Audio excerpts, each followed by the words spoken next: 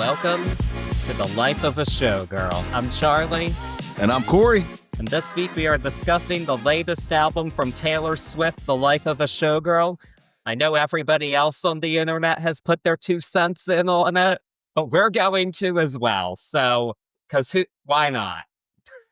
Yeah, and we got 4 cents to put in, so there you go. That's true. That's true. Everybody's, because that's what we do here. And we done other Taylor Swift albums, so we might as well do this one. That's where I'm at with it. Yeah, I feel like there's no way around this one. I mean, a release this large, our love of Taylor, period. I mean, I'm not saying that I'm ultimate Swiftie level, but I consider myself part of Swift Nation, if you must. Taylor Nation? Yeah, Taylor Nation. I do a few nights on tour if I had that kind of cash, but you know. Absolutely. Yeah, so this is an interesting one. So this one was announced now, almost 2 months before it was released, actually. It was announced on the New Heights podcast with her now fiance, Travis Kelce, and his brother, Jason. They did an interview, and it became the most watched podcast episode ever. It not surprising, but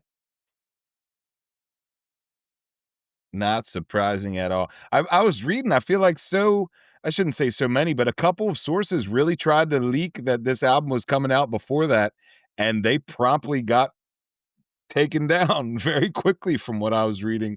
It's good for her PR. I mean, let her announce it on her own terms. Don't you know?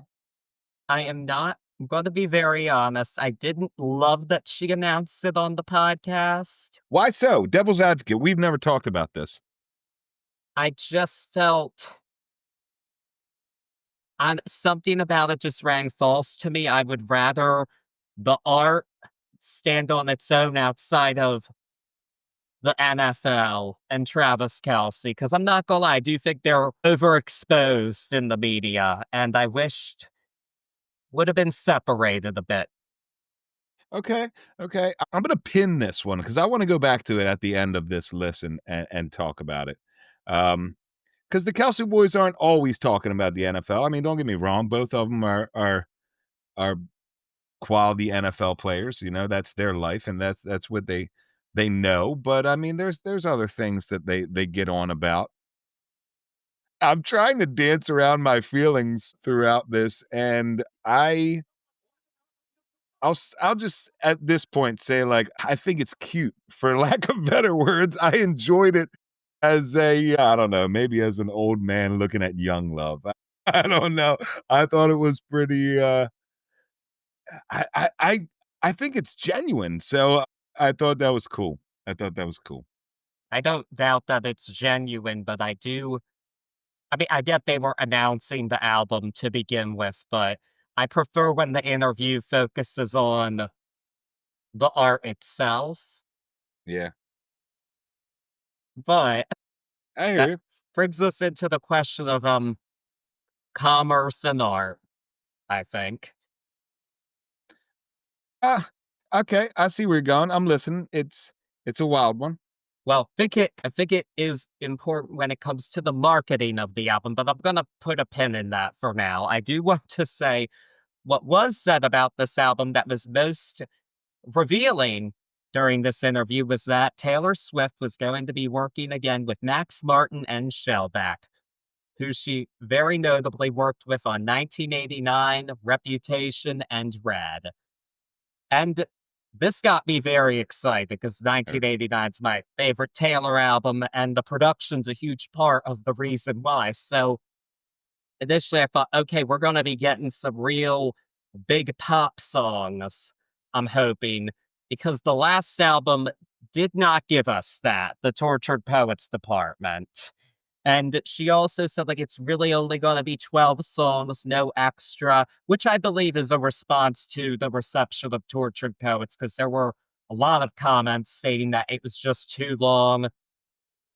I know I agreed that it was too long at Yeah, I mean, 31 songs. And if you're going to have an album that long, there should be more variety in sound and lyrical content, and there just wasn't. Yeah. I mean, we did a two-parter on it. It was so long. and Yes. and we were very vocal about how we felt about the first half versus the second half, or even more so much Antonoff versus Dessner in that case. But That was a part of it, but fact of the matter is even more so, um, Antonoff than Dessner. She'd been working with those two producers almost exclusively since 2020. So this was good to hear. It's like, okay, I think there's going to be a change coming, and that's not a bad thing. And I think a lot of the first thought was, oh, we're going to get 1989 Part 2. Spoiler alert, that's not what we got. And I think that's a part of the issue with the reception here. Because I'm not gonna lie, this isn't quite what I expected, but that's not necessarily a bad thing, in my opinion. I'm with you, and I feel like I was on the same page where I heard that, and I was like, "Oh, we're getting a big old pop banger album here." And you've already said the spoiler alert on that one. It's not what we got, but the reception is wild. I'm a old school huge Star Wars fan, and I relate it to that where we wait so long and then we get it, and then up to it, it's all this anticipation and talk and thoughts, and ultimately, I feel sometimes we put ourselves, or we put the media of it so high, our expectations for what it's going to be, that sometimes we end up being the reason we're let down rather than just relaxing and letting it be what it is. That could be said. This could be a whole podcast about this, but that could be said about the way we consume media. Period. These days, it's very rarely that we get any art without a full-on rollout and a leak here and a set photos here if you must. But it's definitely a different way to get our art lately.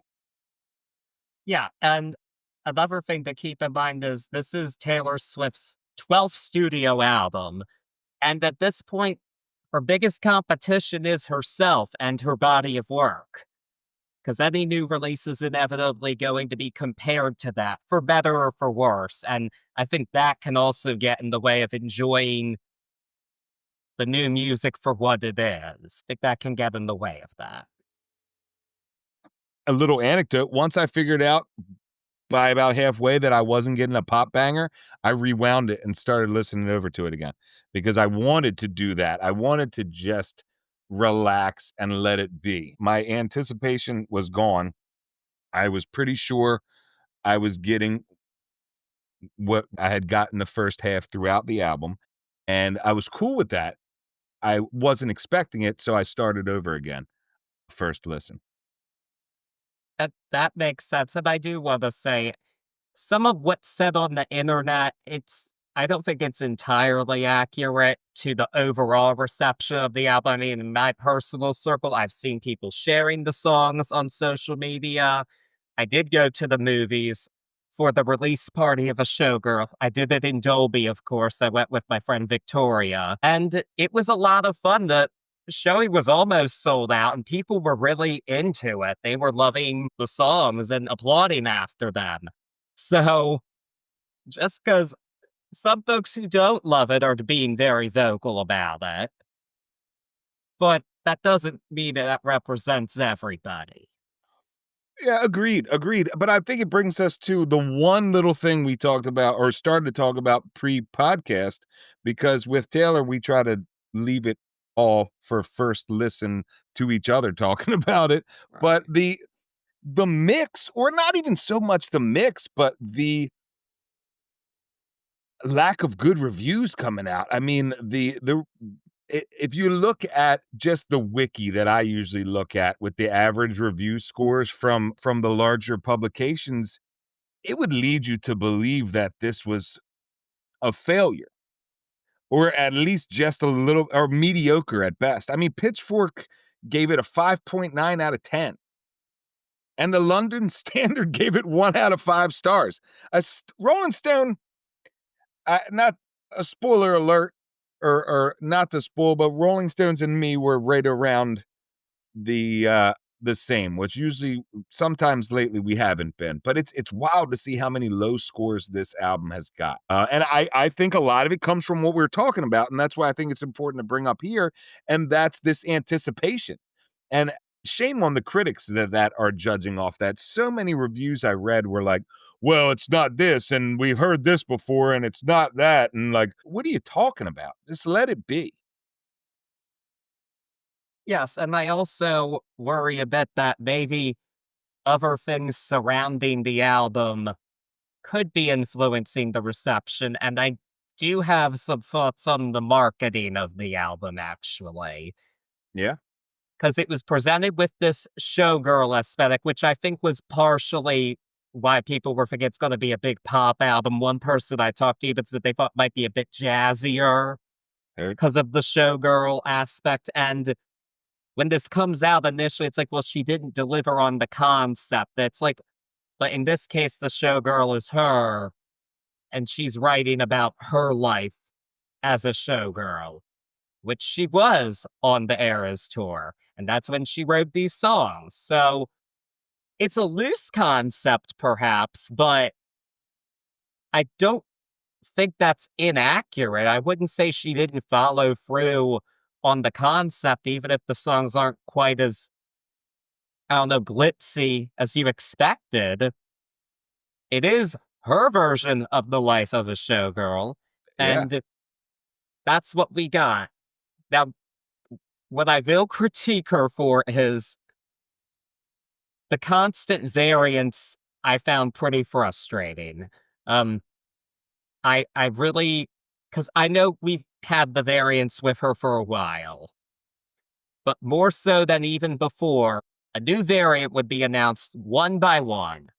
Oh, you're talking about album variants. I thought you were Yes. talking about variants of Taylor, and I was like, "Okay, I wanna hear this." No, album variants. Like, I think I lost count of it personally. I didn't count them, but there were like 13 or something. Like, there were a lot of different covers. And personally, I know, like, I remember when Folklore came out, there were 8 covers, but they were all announced at the same time. So I felt, okay, I can pick the one I like the most for my record or CD. I got both of them, of course, but I was like, I'm going to pick the ones that I like the most. And I don't feel that was really made an option here. And nobody's forcing anybody to buy these album variants. But it just, to me, that part of it seemed more about commerce and art. It's like we're trying to break a sales record, and they're going to, it's sounding like, by the way. This is, I think, on track to sell like 4 million copies first week, which is insane. If I'm correct, and I heard this morning on the way to work, but it was 2.5 day 1? 2 points. Shoot. But that's like all pre-orders. And there's a question of, well, how many people bought each variant? It's like that's their decision to make. It's Oh, the that's consumer. in, I didn't think. Yeah, like you could have bought 5 copies of the album per person. They could have. Okay, okay, I didn't think about that. Divide that 2.7 by 5, and it's a totally different number there. Exactly. And it's happened before, but it's a legitimate question. And that's where I get into the question of commerce versus art. And I personally didn't love that decision, but I'm not going to let it affect my view of the songs themselves. Yeah, I wasn't privy to that. Usually it's wild. I'm laughing at myself here. Usually I jump right in and be like, "Machine," but the way she's taken so much creative control of herself and her music, I would find it hard to think that she didn't know all of the marketing aspects of the album itself. A conscious decision, if you will. No, I absolutely think it's a conscious decision. And let's say it's not one that I agree with on her part. I wouldn't have done that, but not going to let it affect my view of the songs. Yeah, I mean, like I said, I restarted it because it wasn't as poppy as I thought it was, and I figured out that I'm gonna go and not get bangers so to speak, and not get dance bangers. Um, and I took a step back, but anybody that really is saying that it wasn't living up to the Showgirl, I feel like one, either you missed the album, two, you didn't listen to it all the way through, or three, all of the above plus like, are you really listening? Are you listening to what she's saying? Because the title track, which on paper I saw as the closer, and I'm trying not to get too far ahead, but I was like, "Ooh, really? And with a feature, if not a duet? That's how we're going out? Ooh, I like to see how this goes out." But golly gosh, I mean, you get your definition of showgirl in that tune. So to say like that it didn't live up or it didn't live to that showgirl cookie cutter or thought of what a glitzy, glammy showgirl sound would be, I think is foolish if you've listened to the whole album. That's just my take on it. I'm not trying to call anybody foolish. I'm just saying, listen. Yes, I will say she did at one point say the album would have bangers. I do feel that was a bit misleading. Oh, really? She said that? She did say that at one point. Yeah, if you're gonna use the word bangers, and I know it's a little used and it can have new meanings, but like if I'm thinking about you, Taylor, I'm thinking about a dance banger that's gonna ring through the halls. In I'm not saying like this, ballad is a banger, which could be Right. said, but that's not what I'm thinking when you say there's gonna be bangers on this one. No, I'm like, by what I would think of as a banger, I think there might be like 2 or 3 Yeah, bangers. yeah, yeah. I Like, mean, I we get. do think Go ahead. I was gonna say we get a little bit more soft rock than I was expecting here. More Yes, than we do. That's a shift I'm happy with, though, but me too. we're gonna get into it now. I am ready to go into the track by track of this, even though it's gotten some mixed reviews. I'm ready. I think we're gonna provide a different perspective, and I'm Yeah, me ready too. to get into it. Let's get at it. So, The Life of a Showgirl begins with The Fate of Ophelia, which is the lead single. For those who don't know, Ophelia is a Hamlet character who dies by drowning. And this song is about her being saved from the fate of Ophelia.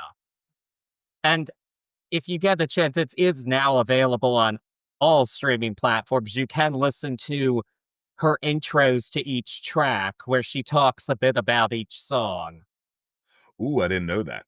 Yeah, I listened to that quite a bit. It was first available on Amazon Music, and I listened there, but now it is everywhere. And I love that she gives us those little windows into her creative process. Yeah, and I'm a reacher and I have a lot of feelings about this album, so I'm excited since you've heard it to see if any of my thoughts hit the mark here. Yes, but this is a I'm just gonna say this is a great lead single. This could qualify as a banger, but maybe not in comparison to like style, but for this album, it is. And I mean, it's a neat parallel. It's not the first time she did a Shakespeare reference in her songs, obviously, Love Story. And she even said, I like to use like a classical story and some more modern language. That's what she did here. And I mean, she's in a different place, and that's another criticism I've seen of the album is it's too happy. It's like, well, she's writing about her life now, though. Like, I don't really know what to tell you there. And yeah, we're gonna that's all I have to say for that. And I don't think it's untrue that she makes bad music when she's happy.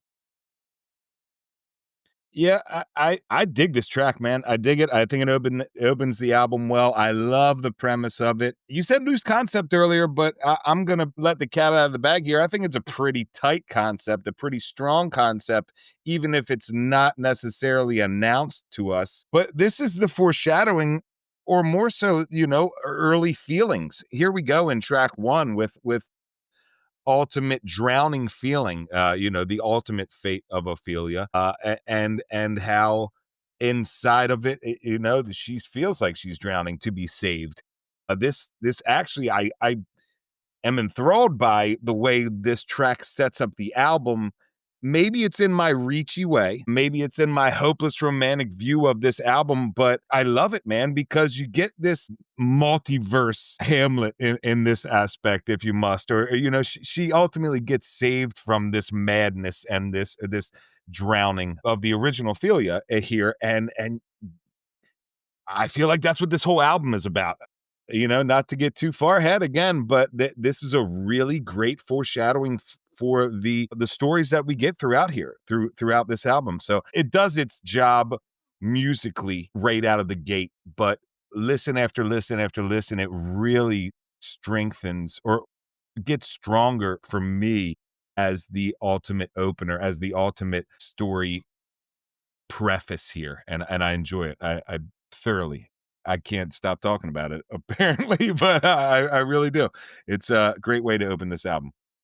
Agree. And this song was the biggest part of the release party of A Showgirl because she showed the video for it once at the beginning and once at the end. And in between, we saw the making of the video. Those snippets would be in between the lyric videos, which was very cool to see. And I have to say, if you haven't seen the video, watch it. It's definitely a top 5 Taylor Swift video, easily. Heard that. So many great looks in it, and she just plays into, at times, the Shakespearean imagery, but really she said it's about showgirls through time, and that concept's loud and clear. I do hope we get more than one video for the album, but if this is the only one we got a really good video. Yeah. Even on the cover art, you get that throw to Ophelia almost drowning, or on the cover art that I've seen with just her face above the water in what looks like an Era's outfit to me, you know, in a showgirl outfit at very least. So I feel like that is the ultimate theme, the ultimate concept for this album. And hearing that she did it bookend at the movie, I think that speaks more to it. And we'll get more to that once we finish the album. But to have this bookend the album, I think is pretty genius, and ultimately setting up that infinite loop of listening to this album as well. Yes, and spoiler alert, the video does end with the album cover image. The Right. standard album cover image. Uh, but speaking of women in history, this next song alludes to a real woman in history, Elizabeth Taylor. Not the first time she's been referenced in the Taylor Swift song either. She was first referenced on Ready for It on Reputation. And she wrote it about how Elizabeth Taylor was under such a microscope in her life and some of the parallels she sees between her life and Elizabeth Taylor's. And that's a very cool concept for a song. And she said the actress is one of her role models. So I think it's very cool that she got a song named after her. And I have to say, she's definitely a name she's not quite as well known as a Marilyn Monroe. To a younger generation, that name's faded a little bit. I think this will help bring the name Elizabeth Taylor a bit back into the consciousness more, Okay. which isn't a bad thing because she has an interesting story to tell. At the very least. Yeah. This song, it's another very catchy song. I think they tie it in very well in terms of having a strong chorus. I will say, for me, this song does falter a little bit in terms of the storytelling and actually tying it into the actress in the same way that some Taylor songs have done in the past. This is where I have to make a comparison because, yes, this isn't the first time that she's sung about a historic figure. One of my very favorite Taylor songs, The Last Great American Dynasty, is about a historic figure and Taylor's parallels with her. And I think that's a brilliant song. Listen to our folklore episode if you want to hear me talk about how brilliant I think that song is. And this is one of the moments where It's like I know what you're capable of, and this didn't quite do it for me. But as a pop song, I think it's pretty darn good. I just don't think it's her best storytelling moment, and I kind of wish it was. But overall, I still like it. All right, get ready for reaching. Okay. I'll start musically. I really enjoy where this goes, especially coming out of the first track. It gives us more of a grounded pop feel, so we don't really veer far from it, and I enjoy that. I really like the way the song is produced. I think it was handled with care musically. The composition goes through, and you're right, it has such a strong chorus. An earwig, if you must, for this album of a chorus, and I dig it. I I'm gonna say I almost disagree with you as far as it not connecting to Elizabeth Taylor, but then again, here I am reaching. I think the ultimate Easter egg is a throwback to Elizabeth Taylor's, it feels like infinite or, ageless commercial for her White Diamonds perfume. If I'm correct, and I didn't look this up, but this is just one of the reaches. I believe the tag for that is Diamonds Are Forever. And that's where that comes from. Her asking Elizabeth Taylor, is this forever? Again, I've been known to reach, but I enjoy it in that sense. And it gets more credit from me in that Easter eggy sense here. I love it because this is the next. I think I love it more from a storytelling point, because I really feel like with her asking her idol, in my opinion, is this forever? Like, how is this feasible? I'm only as good as my last hit kind of mentality. I feel that it's really the next part of the story, and it ties in to the ultimate theme of this. We're getting a super, in my opinion, so far, maybe hot tea take, we're getting a super introspective look here. And a lot of it comes from this happiness, but this happiness found in this melancholiness, or this like Ophelia-esque drowning inside of knowing when she wrote it, the Eras tour and her career at this point. So I think this is more poignant of a story than you did. But then again, that might be based on me reaching with the Elizabeth Taylor Diamonds Are Forever reference.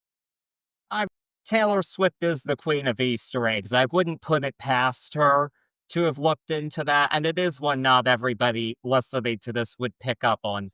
And in terms of it fitting with the showgirl concept, it absolutely does. Don't get me wrong there. I just, in terms of tying into Elizabeth Taylor, I feel a little bit differently.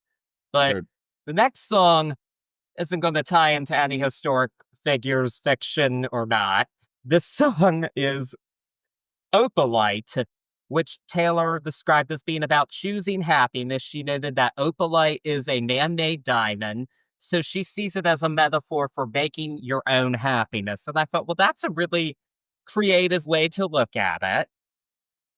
And this obviously showcases where she is. She's happy, she's in love, she's engaged. This is the song I saw this shared at least 5 times on my personal, like, social media accounts, just from people listening to the album. It's like, this one people are really responding to positively, and I can totally see why. This has a classic Taylor Swift hook that you're looking for, and this definitely should be a single just based on early reception. And it's an earwig. It's so easy to listen to and fun.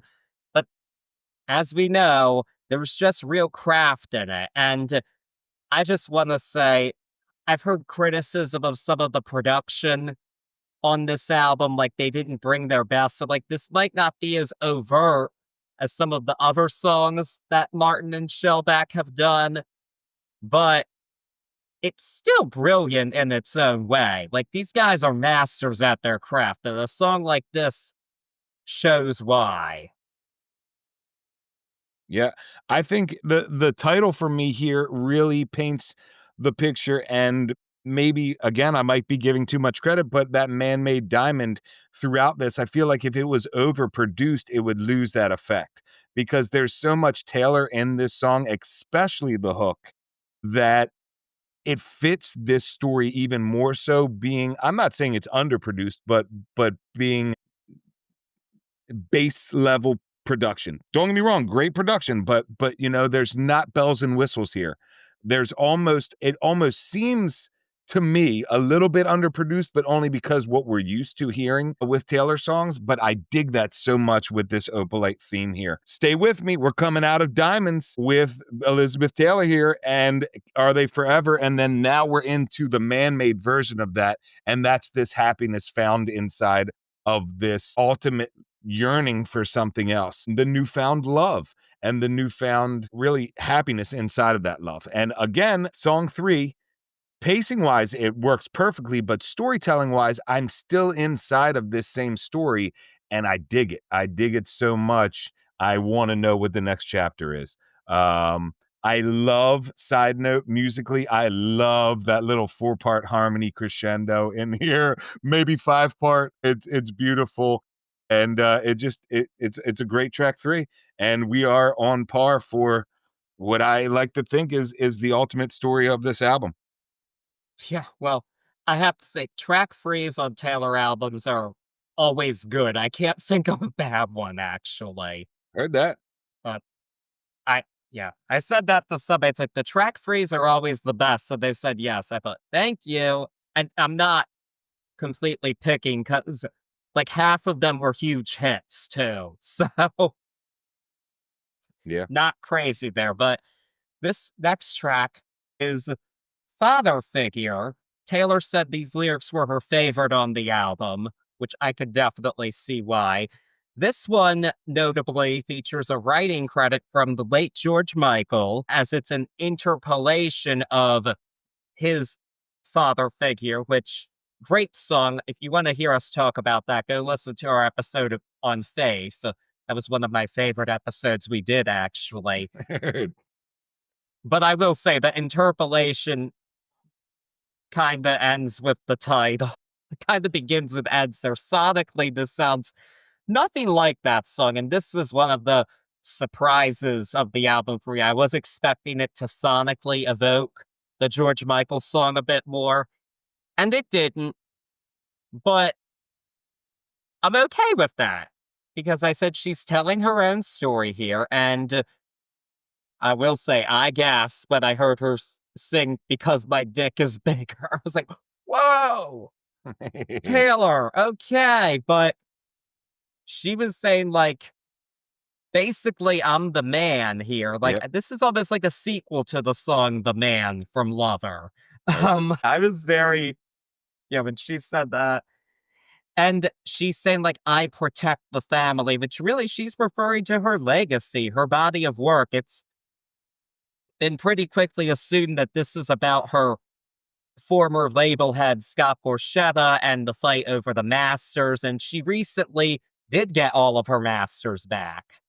So, which I was very happy to hear that. Great for her, because she does deserve to own her work. And she did a lot to advocate for artists deserving to own their own work.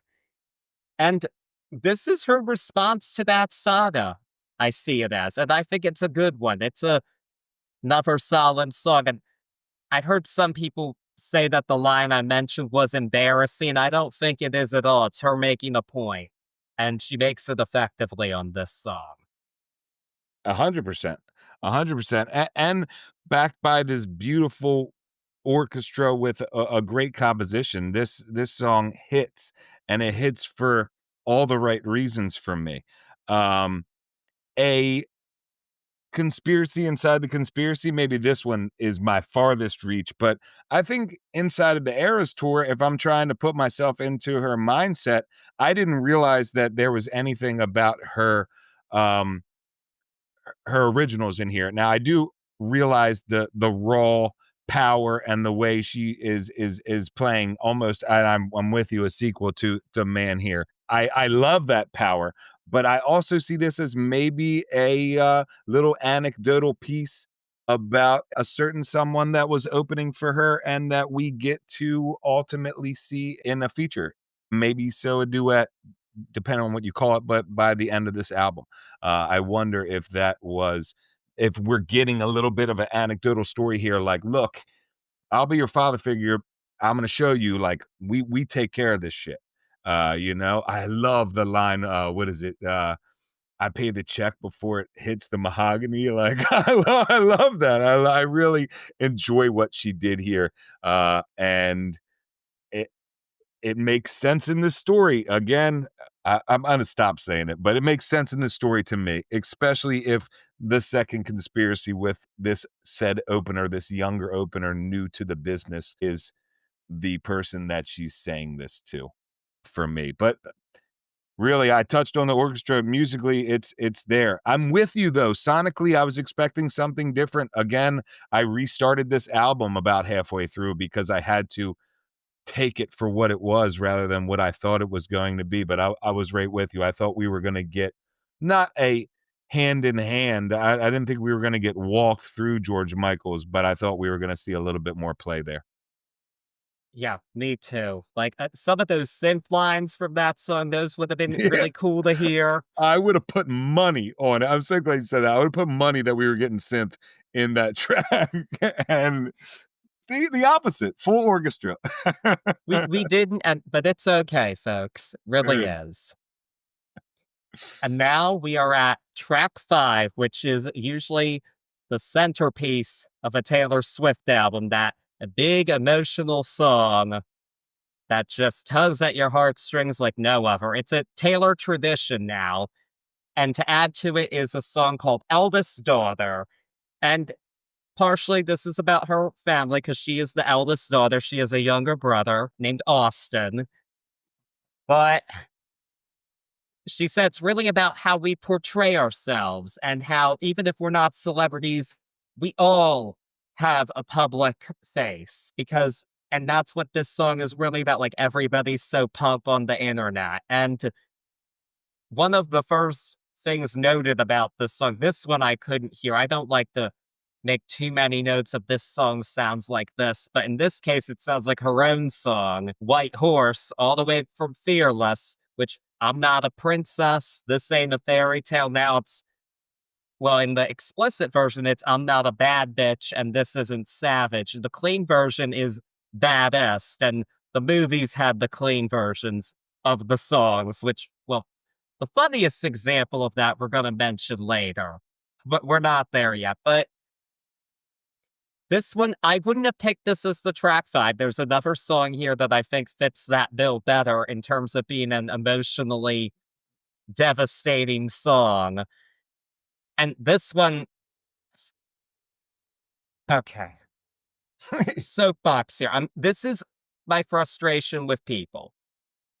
I'm seeing all this talk about like these lyrics are cringy, and I feel like this happens now with every album. And here's the thing with Taylor Swift. This is part of what I like about her. We get the best of both worlds with her. We get deep poetry at times, but we also get some modern idioms in there. This is a very 2025 song, but it's all authentically her. And I had some comments about some of the lyrics on the Tortured Poets department. But part of my issue with that was that that album and concept took itself very seriously.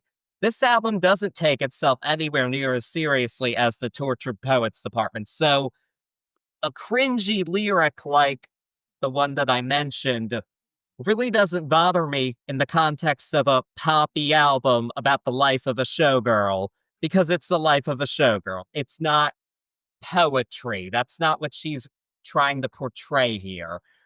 So I just want to put that out there for listeners, because it doesn't always have to be that deep. It's a pop album.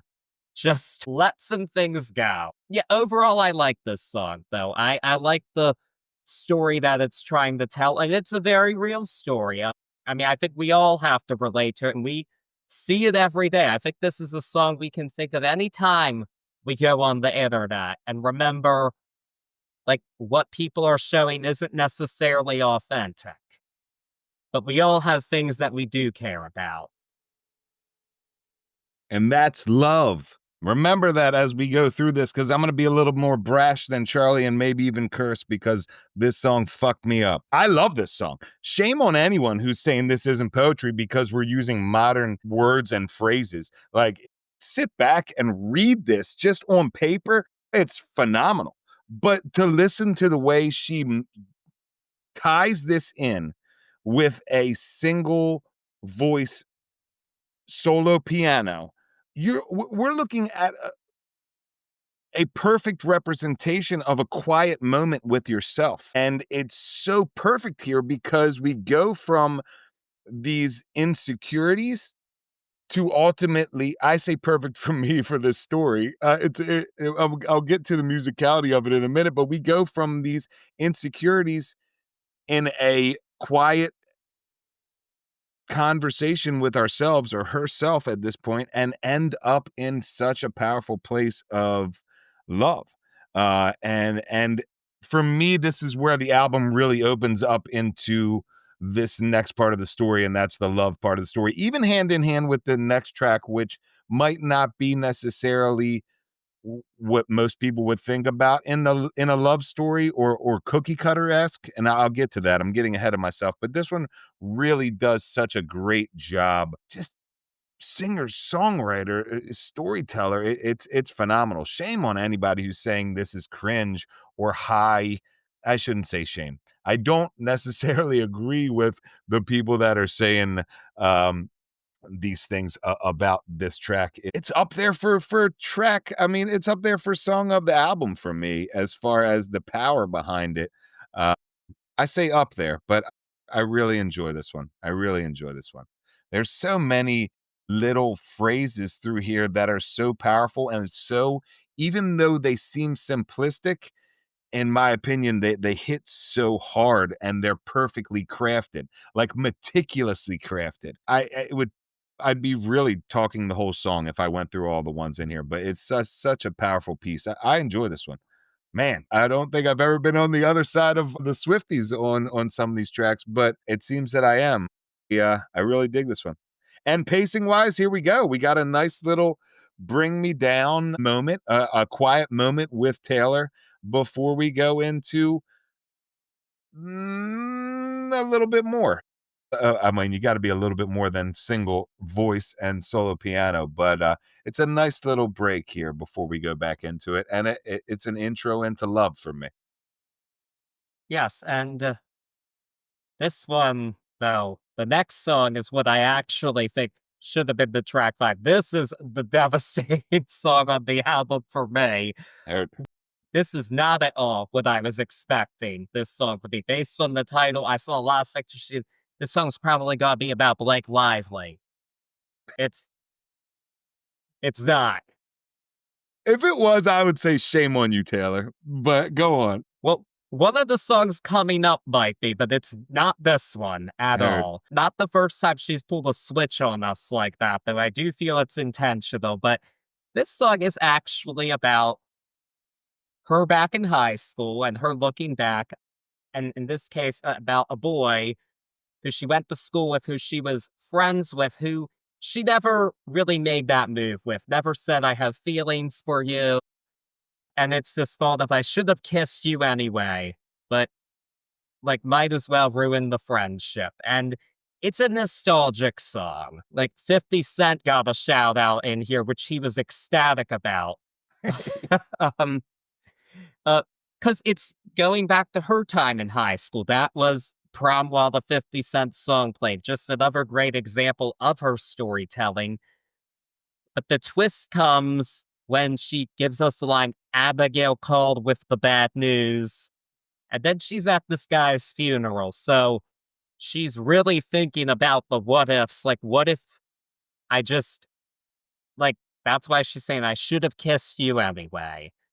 And this song, personally, for me, it's not one that I personally relate to. I haven't, well, I didn't live these scenes. Like this watching the game from your Jeep, that was not my high school experience. If anything, though, I was awkward.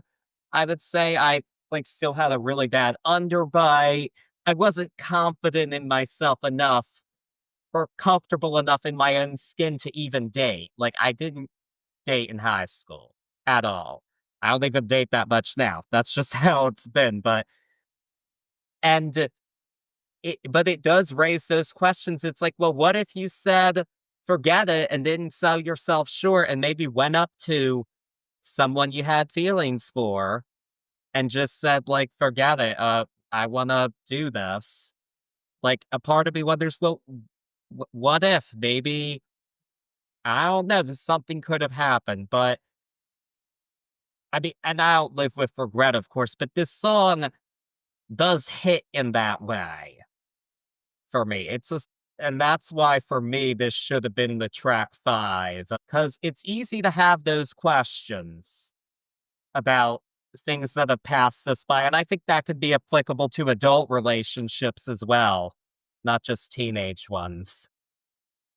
Yeah, I totally understand where you're coming from with this not being the number 5, and it's also the reason why I say they go hand in hand in this awakening of love, this quiet contemplation with herself, and then ultimately at the end of this quiet moment, realizing she's in love and thinking back to a younger day when what could have been if I kissed this boy. But ultimately, and maybe I relate to this song, and maybe it's because I'm putting my own, like, opinions in there, but not so much the regret of not doing it, but ultimately knowing that you found the love of your life and then thinking back on small things as you look forward into love going forward. That's why, again, I say they go hand in hand. I dig this track, man. I dig this track. I think this is where I get more of that soft rock, but I enjoy it, and I really enjoy it from her. I love the way this track is put together with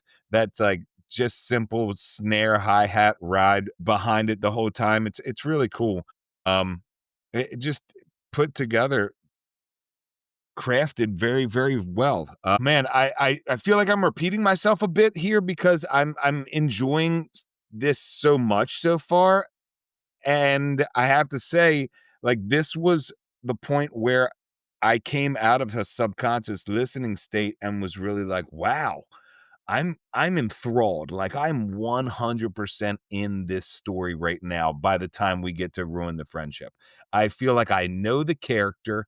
I feel like I know where it's coming from, and I am just having such a fun time at this point with her storytelling throughout. Yeah, most definitely.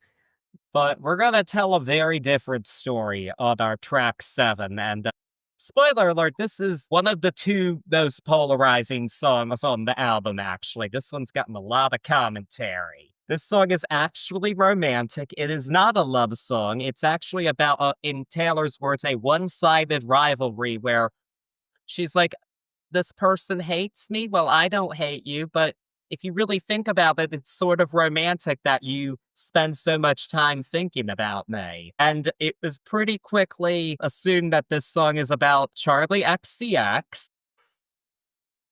Heard. And the first line kind of gave it away based on the Coke reference. Because yeah. And a lot of people are saying, like, this is putting down another woman. This is really immature. Here's what I've got to say to that. Taylor Swift is a petty bitch. It's part of the Taylor Swift experience. The last album had a song about Kim K that was similar in concept, but and also remember there is a man involved here. Charlie XCX is married to George Daniel of the 1975, whose lead singer is Maddie Healy, who broke Taylor Swift's heart. That's what this boils down to. It's really about a man. It's not just about Charlie XCX. And a lot of people are saying, well, she misunderstood the song that Charlie referenced her in, Sympathy is a Knife. It's like, well, she didn't like that lyric and she's angry about some things that go beyond that, likely related to Maddie Healy. And that's why she wrote this petty kiss off song. And here's the thing, musically, This is very soft rock. I've heard comparisons to like Weezer and the Pixies. I hear a bit more Weezer here than I do Pixies, but it's a really solid tune and another. See, this one I'm glad this is a song where I'm glad we have Max Martin and Shell back here instead of Jack or Aaron because they bring the sheen to it Yep. that it needs and the musicality. And if you're just focused on what the song is about, I think you're treating yourself out of a good pop song. Yeah, I didn't know it was about Charlie XQX, is that it? XCX. XCX, I'm sorry. No intention of offending you, Charlie, but, I always I it bought it fit in this story for me because it just seemed like this really awesome soft punk rock, if you will, take on just getting the negative people out of your life, you know, when you're so happy and you found this love, just really cleaning up the negative crap. And she does such a great job tongue in cheeking throughout this whole thing that I enjoyed it. And now with an extra layer on top of the narrative, there's parts in there that make so much more sense. And that's cool. I dig that. I love having the behind the scenes look there. But this song, I'm 100% with you on the production. This had to be handled correctly or it could have come off super campy and super just not fitting in this album. It was just enough throwback to an older sound, to a I say soft punk rock sound. I can see Weezer. The internet is trying to tell everybody that this is actually a Pixies song. I think it's a reach, but I understand, you know, it needed that, I like the word used, sheen on it to make it a Taylor song, and it was handled perfectly. Pacing wise, you're bringing us back up out of a little bit of uh a slower pace here, a little break, and I think it was genius to do it with such an approachable soft punk rock feel. This is a cool one. This is the most fun song, I guess, like as far as comical throughout the album, and it's a neat I'll use our word here, palate cleanser, as far as getting away from some serious tones from the early onset of this album. Yes, and now we're really going to get into Romance with Wish Lists, which is a song Taylor says is about dreams.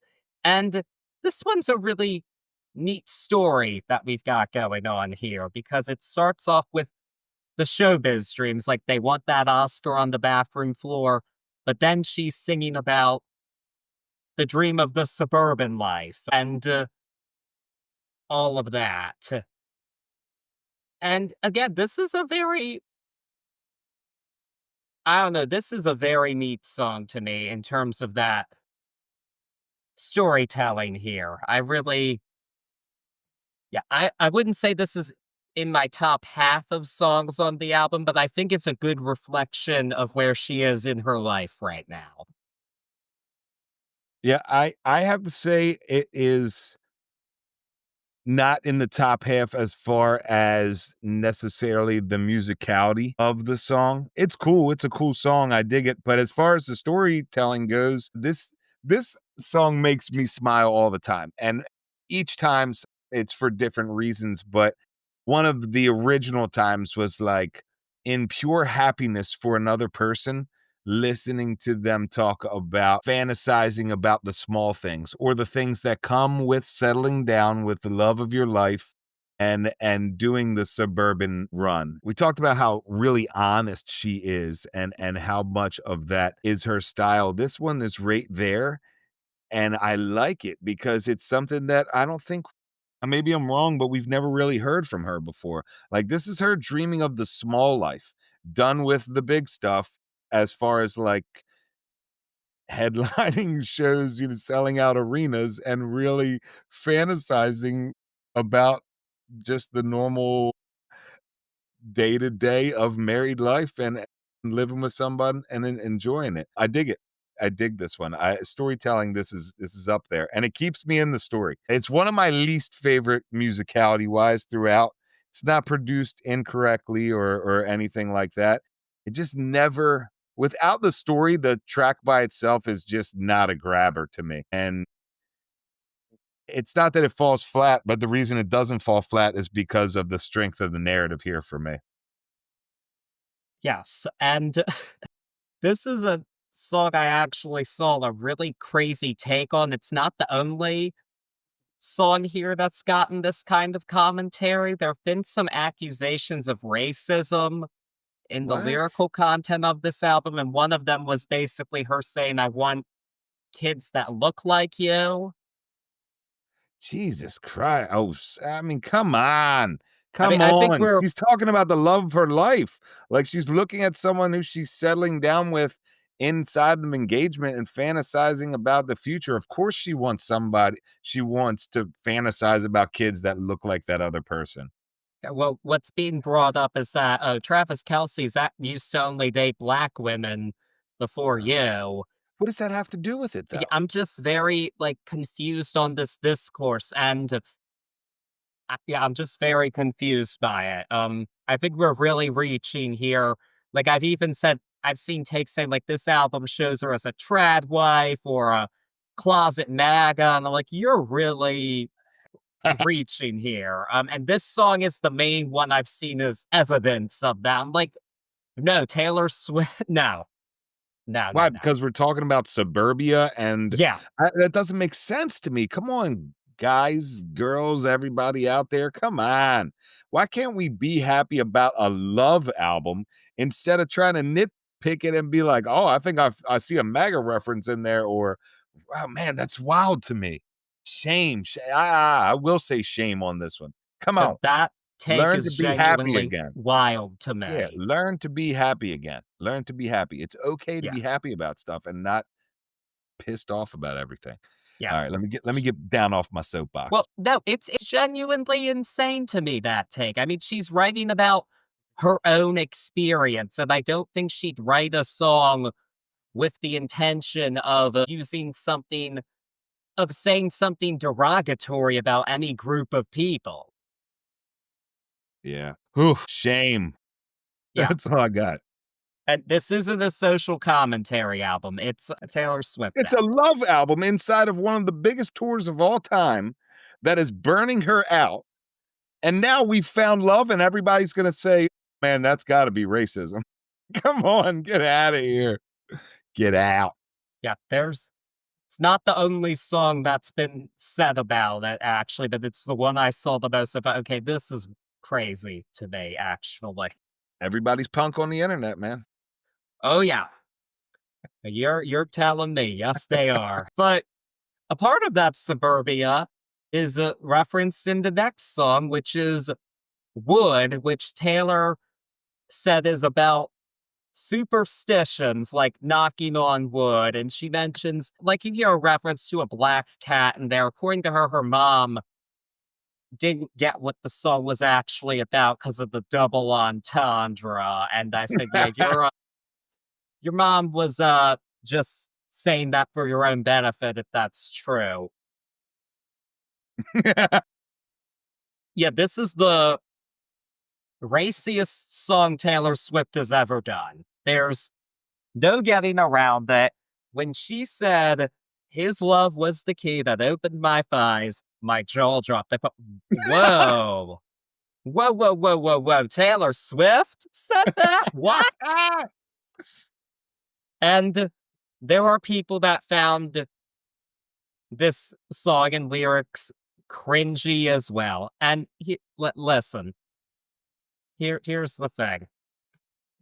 It's got a great production to it. I know it sounds a bit, it's very Motown guitar in there. And it's just not that serious. She's singing about a part of her relationship. And this song is not meant to be taken seriously. And I've seen it said like she's trying to be Sabrina Carpenter and she can't pull it off. I'm like, I'm not, this comes to me still as authentically Taylor Swift. Like, this is her way of singing about that. This isn't Wildest Dreams anymore. We're getting more explicit here. I did figure that the fact that the clean lyric is his love was the key that opened my skies is genuinely hilarious. I did audibly say at the movies, sure, sure, but it's a fun song. I think yeah, very negatively received. I'm going to defend this one. It's a fun tune. Is it the best on the album? No, but it's a good time. I love this song. I love it for so many reasons. I love it for the fact that it's pure, unadulterated, almost like talk to your friends. This is behind the scenes, Taylor. We get a little bit of look at no cameras on me. I'm having a blast. It's brought to us with this Motown guitar, which for me ultimately puts me in a great space, but ultimately puts me with a smile on my face. And then I go through this song and realize that not only is it the powerful message of I don't need to be superstitious about love anymore because I have true love and I take stock in that. I don't need to knock on wood anymore. Side note, please take that knocking sound out because I swear every time I listen to it, I think somebody's knocking on my door. But not only is it the powerful message of that love, but just it's such a great double entendre that my first listen through, I was like, "Is this happening?" And then my first listen was me and my wife listening to this together, and we were there with you, which I think anybody who's having a good time with this album and this song was the same way. Is like, it's so awesome. And then she said, "The key to opening my thighs." Bow. She didn't just say that. That's the last line in the Yes. song. She left us with that, and we geeked. We had a ball laughing like, "What? All right, Taylor, whoa, do your thing." But again, maybe I'm putting my own feelings in this, but it's so great to see her in such a happy spot or giving us this raw look into a happy spot. I mean, when you find the love of your life, you're bubbling over. She's literally bubbly here, and as having so much fun that she made a double entendre dirty song, and it works. It works in the narrative of the album. It works in the pacing of this album period musically. It's a bright shining star for me in this second half of the album. I love this song. I'll end the way I started. I love this song. It's a banger, folks. Shame on us now. The shame comes to us because we were talking about how we were disappointed there's no bangers, and that really is. I give it This that. one That one's a is. banger.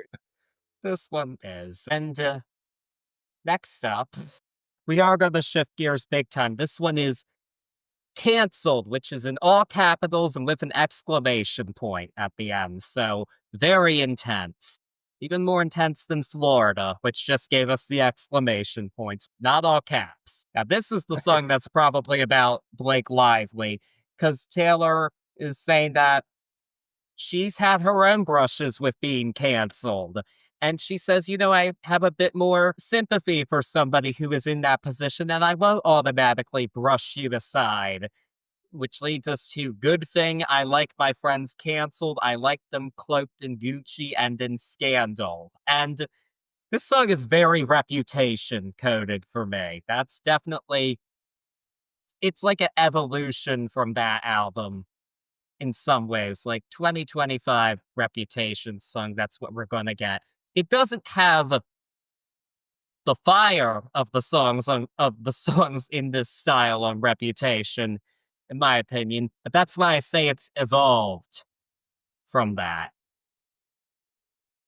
And it's a classic Taylor trope here, I think. I don't think it's the best example she's ever done of it, but I think it does the job okay in terms of that. So, yeah, it's a solid tune. Not one of my favorites here, mostly musically. Lyrically, it's fun. It's very camp in the way that I like from her.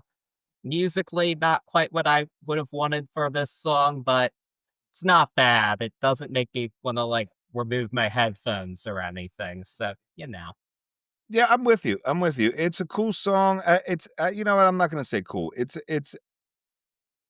a okay song. It's the it gun to the head, not worst song of the album. I don't think I have a gun to the head on this, but gun to the head, this one might have been the first time it took me out of the album. Like, I'm vibing so hard, and this one doesn't match the vibe check for me, and not in a way where I'm like it's a contrast here. It's like I'm on such a high watching you be happy and listening to you talk about love, and then we're going into, like, don't even get wrapped up in this nonsense. It's a cool one. It just, for me, I feel like it could have been omitted and put it as an extra somewhere. I'm not saying it's cutting room floor, but it just took me out a tad bit. I don't know if the beat is supposed to be like stomping on somebody or like the way it's delivered, but it's so heavy as far as its tone and the way it really slows the tempo of the album down, especially coming out of Wood. Not my favorite on this one. A little bit of a misfire here. Yeah, not quite what was expected in this case. Now we're back to Love with the song Honey, which I actually see this as a sequel to Sweet Nothing from Midnight, but like the happier sequel Okay. to that. That's how, and Taylor described this as being about how like terms of endearment can be used in a kind of, in many ways, like not genuine, like, oh, that doesn't look good, honey, kind of way. But when it's used by someone you love, it actually means something and it's sweet. And that's really what the song is about. Like she's taken like when anybody called me sweetheart, it was passive aggressive, or but it's like when it's you, though, it's okay. And lyrically, this isn't the most complete song on the album. I'll give it that. There's a critique about it. That's it. But it's got a loop R&B feel to it, production wise, that really works for me. And for me, that forgives the fact that it's a shorter song that lyrically you could argue is unfinished, but musically, the ingredients come together, and this one ends up being a winner for me. A real late album highlight. She called this one such a bop, and I completely agree with her. It is a bop. It is a bop. It is a bop. And again, not to beat a dead horse, but I see this coming straight out of Wood and being perfectly handled here, vibe check wise. I dig this song. I really like it. I don't feel like it's unfinished. I've read that a few places. I musically, it's definitely sits there. I love the loop behind it.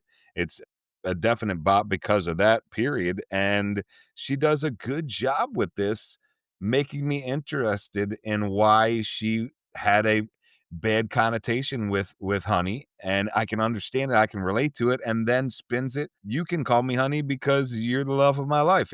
This just reiterates this awesome theme for me, or for her, but that I get throughout this whole entire album, and as the penultimate track, it makes sense too because it wraps it up. It gives us a look on our way out at this love. That it does.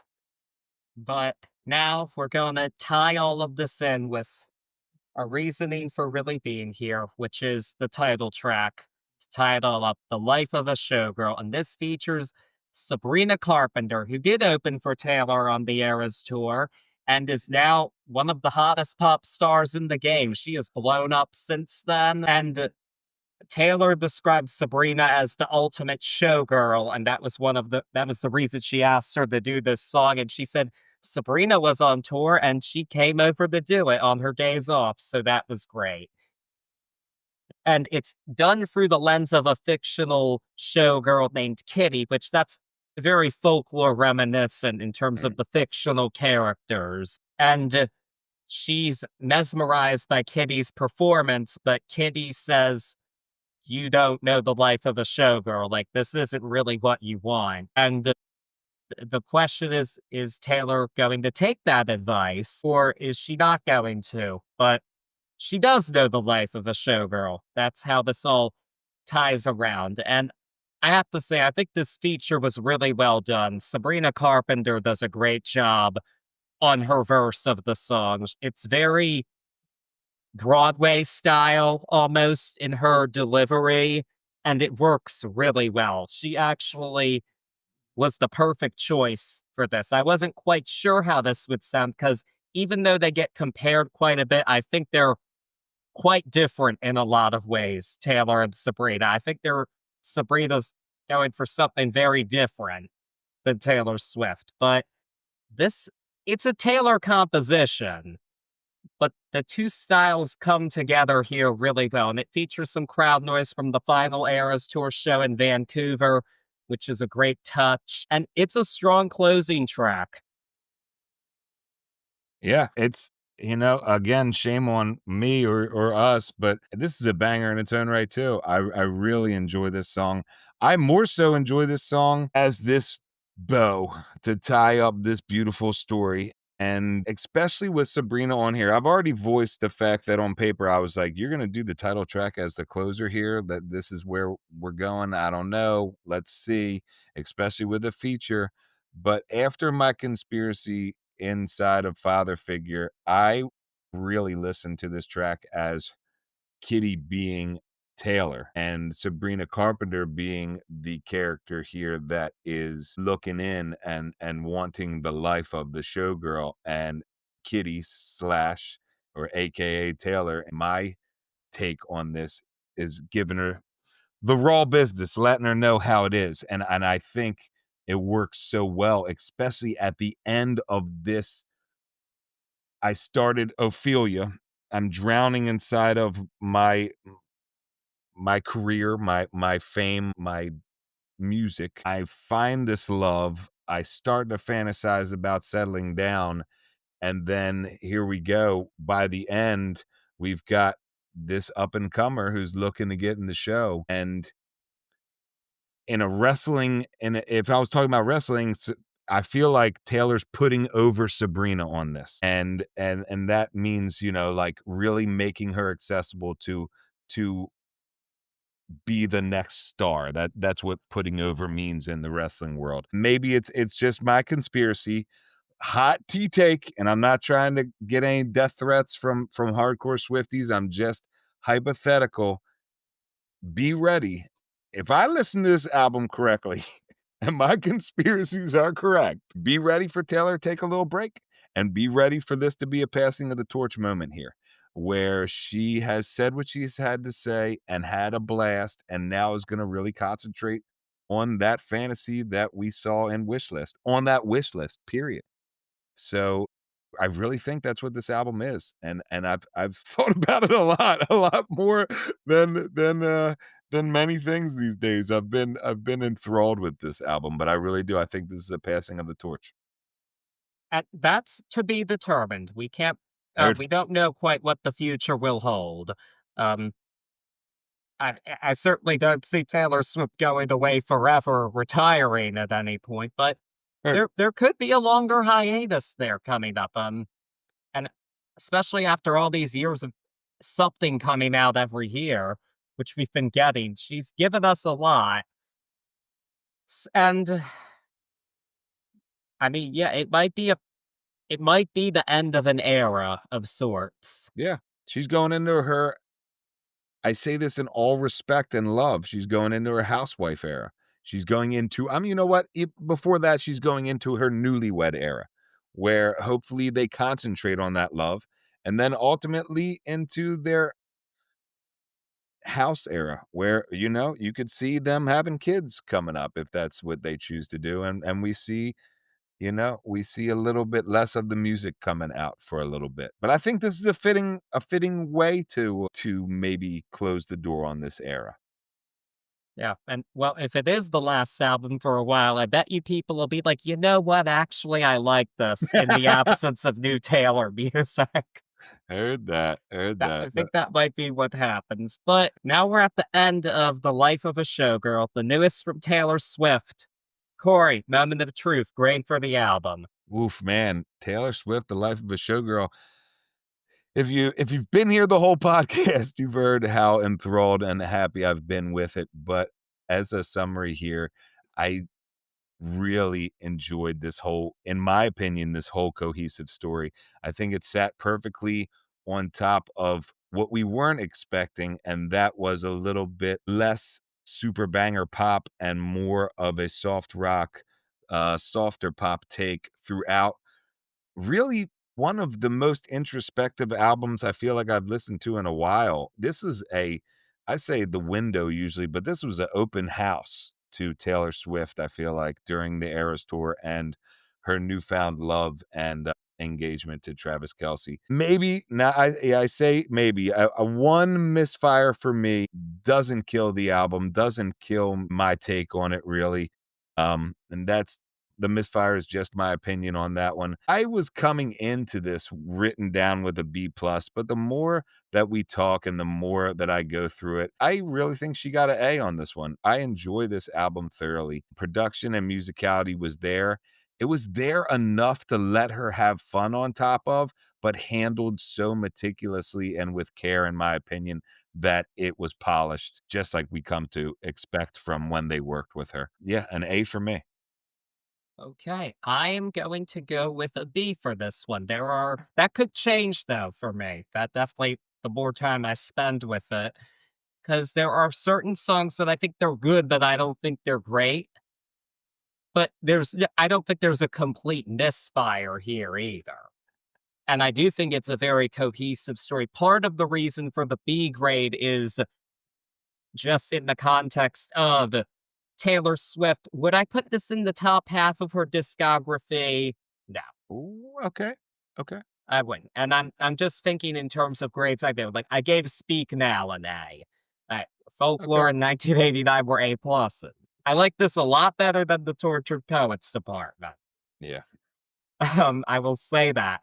But just in the grand scheme, I think a B is the most fair grade that I can give this album because others have gotten A's, including some of the ones we haven't covered here. And my Midnight's grade at the time was a B. Now Midnight's is an A for me.